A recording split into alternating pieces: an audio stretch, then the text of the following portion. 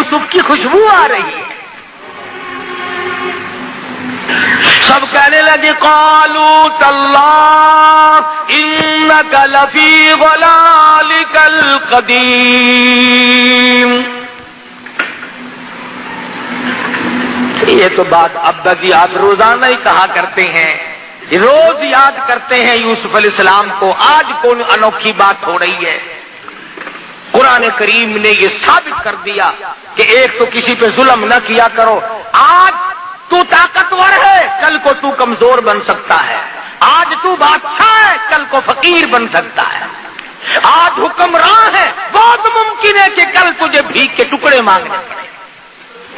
آج تو سرمایہ دار ہے, آج کوٹھی کا مالک ہے, بہت ممکن ہے کہ کل تجھے 2 گز قبر کی زمین بھی نہ ملے. کسے علم ہے؟ ہم نے دیکھا کروڑوں کمائے, لاکھوں کمائے, ساری عمر چلی گئی کما کما کے, آخری سلوک, آخری حصہ گھر کی کمائی میں سے 2 گز کفن کا ٹکڑا تھا. کتنے لوگوں کو وہ بھی نہیں ملتا. تو انبیاء کرام علیہ الصلوۃ والسلام کے واقعات قرآن مجید سنا کر کے یہ ثابت کرتا ہے اور یہ بتاتا ہے کہ دیکھو حکمراں وہ ہے, مالک و مختار وہ ہے, غیب کا علم جاننے والا وہ ہے. اس کے سوا نہ کوئی حاجت روا, نہ کوئی مشکل کشا, نہ کوئی پالنے والا, نہ کوئی بندگی کے لائق, نہ کوئی عبادت کے لائق, نہ کوئی سجدے کا مستحق, نہ کوئی رکوع کا مستحق, نہ کوئی نظر نیاز کا مستحق. تمام کے تمام انبیاء کرام کی یہی تعلیم ہے.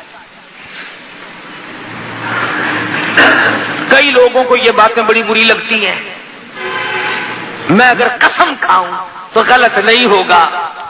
ربیع الاول کا مہینہ انشاءاللہ آئندہ جمعے کو محمد مصطفیٰ صلی اللہ علیہ وسلم کی تشریف آوری کے سلسلے میں عرض کروں گا اور پھر آپ کو بتاؤں گا کہ وہ پیغمبر جس نے پتھر کھا کر پھول برسائے, وہ نبی جس نے گالیاں کھا کر دعائیں دی, وہ نبی رحمت للعالمین جس کے پیروں کے نیچے کانٹے چبھے ہوئے ہیں اور وہ دامن پھیلا کر رحمت کی دعائیں مانگ رہے ہیں. لوگوں نے اس کے ساتھ کیا کیا, اس نبی کو پھر کیوں مارا لوگوں نے؟ یہی ایک بنیادی جھگڑا ہے کہ ہر نبی کی تعلیم یہ ہے کہ خدا ایک ہے, وحدہ لا شریک ہے, لا الہ الا اللہ محمد الرسول اللہ صلی اللہ علیہ وسلم, الہ کوئی نہیں, تیرے حال سے خبردار کوئی نہیں, تجھے سونی سونی اولاد دینے والا کوئی نہیں, پھر تجھے اولاد دے کر اس کو نیک بنانے والا خدا کے سوا کوئی نہیں, اور تجھے اولاد دے کر تیری نسل کو بڑھانے والا اس کے سوا کوئی نہیں, تیرے کاروبار کو چمکانے والا, اس کو بڑھانے والا. ارے تیرے باپ کی 1 دکان تھی, تیری 10 دکان ہے, خدا کی قسم یہ 9 دکانیں تیرا کمال نہیں, یہ خدا کی عطا ہے. تیرے باپ دادا مزدوری کرتے تھے, تو کوٹھی میں بنگلے میں بیٹھا ہے, یہ ان کا کمال نہیں, یہ تیرے پروردگار کا کمال ہے. ہر وقت شکریہ ادا کیا کر.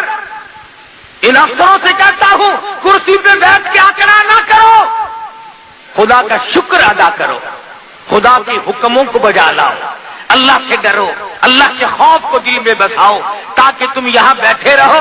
ورنہ مجھے معلوم ہے قرآن کہتا ہے کہ جب میں کسی کو اٹھا کر پھینکتا ہوں نا, ہائے ہائے ہائے, پھر ریزہ ریزہ ہو جاتا ہے, پھر بچتا ہی نہیں آدمی.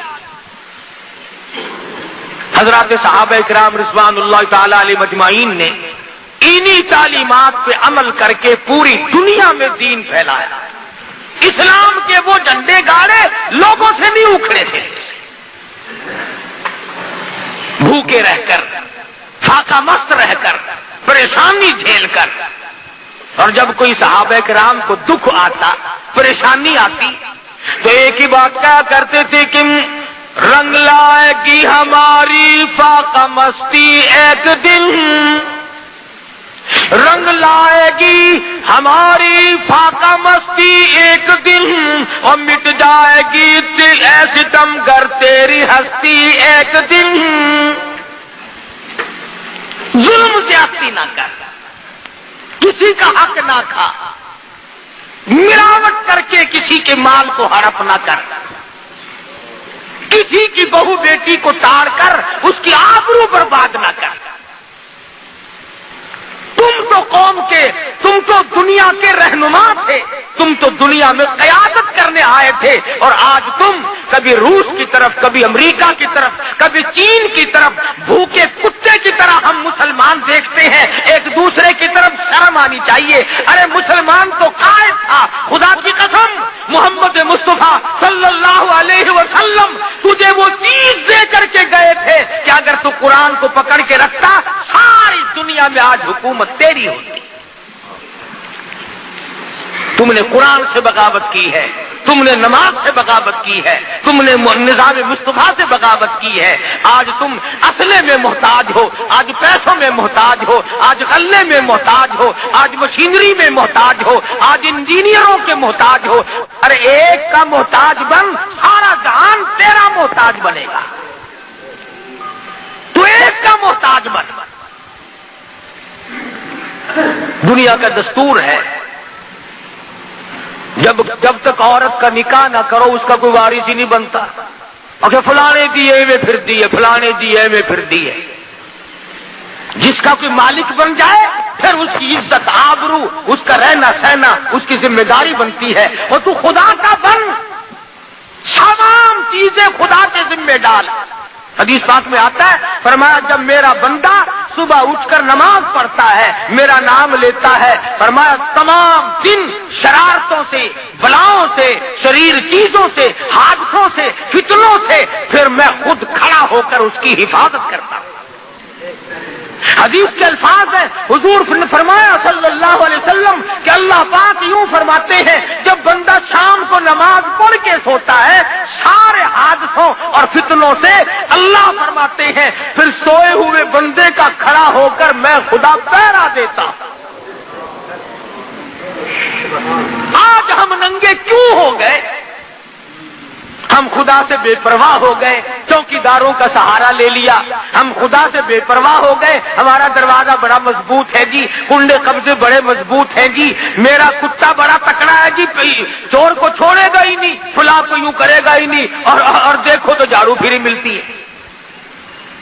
اس لیے خدا کا بن، یہ جان تیری اسی کی ہے، یہ مال تیرا اسی کا ہے، یہ اولاد تیری اسی کی ہے، یہ حکومت تیری نہیں خدا کی حکومت ہے، یہ ملک تیرا نہیں خدا کا ملک ہے، یہ پانی تیرا نہیں خدا کا پانی ہے، یہ روزی تیری نہیں خدا کی روزی ہے، یہ ہوا تیری نہیں تیرے باپ کی جاگیر نہیں، یہ ہوا خدا کی قسم یہ ہوا خدا بند عالم کی ہے۔ اس لیے ان تمام چیزوں سے مستفید ہونے کے ساتھ ساتھ پروردگار عالم کی توحید کو تسلیم کرتے ہوئے اور کلمہ پڑھتے ہوئے جب دنیا سے رخصت ہو جاؤ گے، میرا ایمان ہے کہ قبر فخر کرے گی۔ حدیث میں ہے جب نیک آدمی مر جاتا ہے تو زمین روتی ہے الہی وہ سجدے کرنے والا کہاں گیا، وہ مجھ پہ بیٹھ کر قرآن پڑھنے والا کہاں چلا گیا، وہ مجھ پہ بیٹھ کر درود شریف کتنی محبت سے پڑھتا تھا وہ کہاں چلا گیا۔ تو ایسی زندگی بناؤ، گھر والے نہ روئے، محلہ روئے، زمین روئے، فرشتے روئے۔ جب ایسی زندگی بنے گی انشاءاللہ خاتمہ اچھا ہوگا۔ اللہ پاک مجھے اور آپ کو عمل کی توفیق عطا فرمائے، اور اپنی اولاد کے لیے بھی کوشش کرو۔ میں کسی کو تانے میڑے نہیں دیتا، نہ مجھے کسی سے حسد ہے، نہ مجھے کسی سے عداوت ہے، نہ دشمنی ہے۔ کوشش یہ ہے کہ تو میرا بھائی ہے، جہنم سے بچ جائے، یہ ہے میری تمنا اور یہ ہے میری آرزو۔ مولانا رحیم بخش مرحوم راجپوت برادری کے آدمی تھے، ہمارے رشتہ داروں میں سے تھے، باولپور کے وزیر اعظم تھے، عالم تھے، بڑے نیک تھے۔ ان کا ایک سگا بھائی تھا جج عالم علی خان، بالکل دہریہ کمیونسٹ خیال کا، خدا کو ہی نہیں مانتا تھا، ہیڈ کوٹ پتلون، سر پہ وہ گوں اٹھانے والا ٹوکرا اکڑا ہوا رہتا۔ مولانا رحیم بخش دیکھا ہم میں سے کون کرے گا، صبح صبح جاتے اور جج صاحب کے پیر دباتے، بھائی نماز پڑھ لے، بھائی نماز پڑھ لے۔ کہتا مولوی اسی وقت تو ٹھنڈی ہوا چلتی ہے، نیند آتی ہے، اسی وقت تو آ کے مر جاتا ہے، پتہ نہیں کہاں تو نہیں نیند کرنے دیتا۔ آخر کار ایک دن کہنے لگا کہ دیکھ مولوی تو میرا بھائی ہے، لڑائی ہو جائے گی، جب مزیدار نیند آتی ہے تو آ کے پٹک جاتا ہے وہاں۔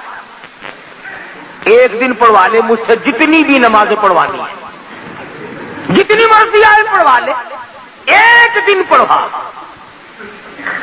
مولانا فرمانے لگے اچھا بھائی ایک ہی دن پڑھ دے۔ پھر شاہ عبد الرحیم صاحب رائے پوری رحمہ اللہ زندہ تھے، ضلع سہارنپور میں قصبہ ہے رائے پور، وہاں جا کے پڑھ۔ یہ مولانا رحیم بخش کے پیر تھے۔ یہ لوگ ہمیں کہتے ہیں نا کہ پیروں کو نہیں مانتے، میں کہتا ہوں میں پیروں کو تو مانتا ہوں، ٹھگوں کو نہیں مانتا، ڈاکوؤں اور لٹیروں کو نہیں مانتا۔ اب میرا پیر نہیں، مولانا خان محمد صاحب خان کا سراجیہ والے میرے پیر و مرشد ہے، تمہارا کیا خیال ہے میں بے پیرا پھرتا ہوں؟ مولانا نے فرمایا جج کو کہ بھی وہاں جا کے پڑھ دے، کل لگا پڑھوا لے چاہے لندن، پر پڑھوا ایک دن۔ یہ روز جو نیند خراب کرتا ہے یہ گزارے والی بات نہیں۔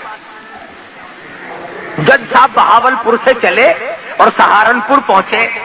مولانا رحیم بخش رحمت اللہ علیہ نے ٹیلی گرام دیا کہ حضرت دیر نہ ہو، نظر کرم فرما۔ اور میں تو میرا تو یہ عقیدہ ہے کہ اللہ والوں کی نظر تقدیر بدل دیتی ہے۔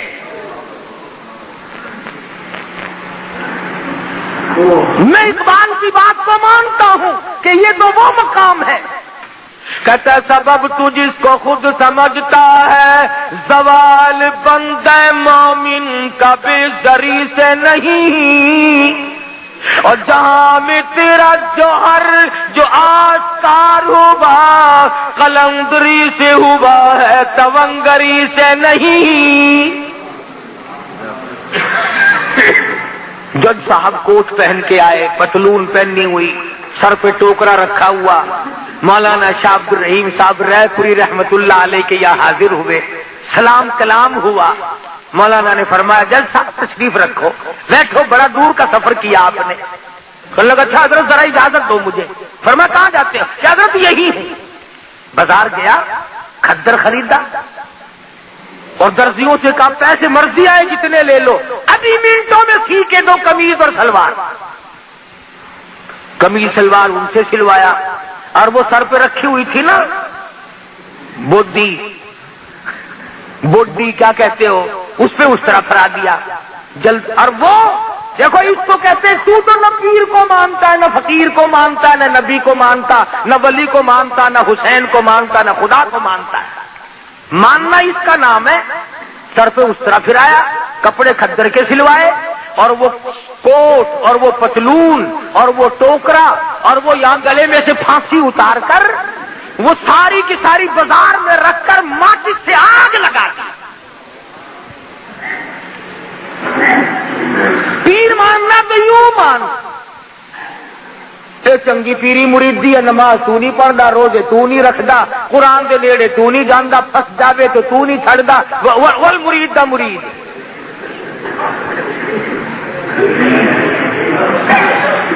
سارے کپڑوں اتار کر آگ لگا کے مولانا کی خدمت میں حاضر ہو گئے جج صاحب۔ شاہ صاحب ہنسنے لگے، فرمایا جج صاحب حالت ہی بدل آئے آپ۔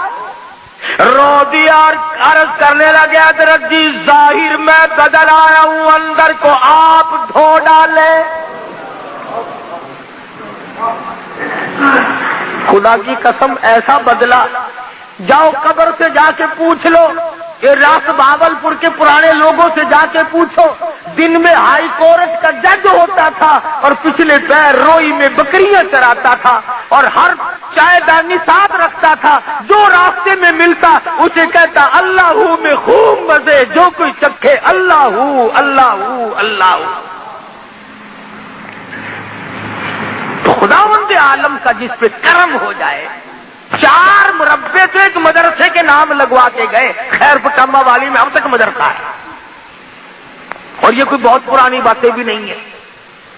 ولی اللہ ہو کے دنیا سے رخصت ہوا، آپ ہی تو زاہد بن کر۔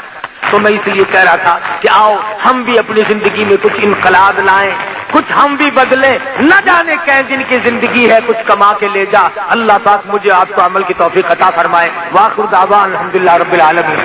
اللهم صل وسلم وبارك على سيدنا ومولانا محمد النبي الأمي الهاشمي وعلى آله وأصحابه برة الكرام یا اللہ سب بیماروں کو شفا عطا فرما، الہی سب کے دکھ دردوں کو دور فرما، یا اللہ روحانی بیماریوں سے بھی صحت عطا فرما، جسمانی بیماریوں سے بھی صحت عطا فرما، بے اولاد کو اولاد عطا فرما، یا اللہ یہ تمام مرد عورت تیرے دروازے پہ سب فقیر جھولی پھیلائے بیٹھے ہیں، تیرے خزانے میں کوئی کمی نہیں، سب کی جھولیاں بھر دے، یا اللہ سب کی مرادوں کو پورا فرما دے، یا اللہ سب کے کاروبار میں برکت عطا فرما، سب کے روزی رزق میں وسعت عطا فرما، سچا مسلمان پکا دیندار بنا، اے اللہ افغانستان کے مجاہدین کو کامیاب فرما، یا اللہ کافروں کو شکست فاش دے، الہی پوری دنیا میں اسلام کو غالب کر دے، محمد مصطفیٰ صلی اللہ علیہ وسلم کے نظام کو غالب کر دے، یا اللہ اسلام کا جھنڈا سر بلند فرما، مرتے وقت کلمے کی دولت عطا فرما،